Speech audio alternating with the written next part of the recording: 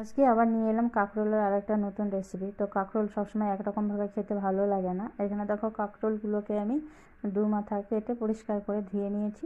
আর একটা গ্রেটার নিয়েছি, গ্রেটারের সাহায্যে সুন্দর করে গ্রেট করে নিচ্ছি। তো কাঁকরোলের যে দানাগুলো আছে সেগুলো আমি দিব না, কাঁকরোলের শুধু পিঠগুলোই আমি গ্রেট করে নিয়েছি। এখানে ফোড়নের জন্য দিয়ে দিলাম 3টে শুকনো লঙ্কা, আর দিয়ে দিব পরিমাণ মতো কালো জিরে, আর কয়েকটা চেরা কাঁচা লঙ্কা নিয়েছি একটু ঝাল ঝালের জন্য। এখন দিয়ে দিলাম কাঁকরোলগুলো দিয়ে বেশ সুন্দর করে আমি নাড়াচাড়া করে নেব। এর মধ্যে আমি দিয়ে দিব পরিমাণ মতো হলুদ আর লবণ দিয়ে নাড়াচাড়া করে নিয়ে আমি এক জায়গায় করে দিয়ে দিব অল্প পরিমাণে জল, কারণ কাঁকরোলগুলো কাঁচা আছে, একটু সেদ্ধ করতে হবে। সেদ্ধ না করলে ভালো লাগবে না, মুখে লাগবে খেতে। তো একটু জল দিয়ে আমি ঢাকা দিয়ে রেখে দেবো হিট কমিয়ে। কিছুক্ষণের জন্য ঢাকা দিয়ে রেখে দিয়েছিলাম।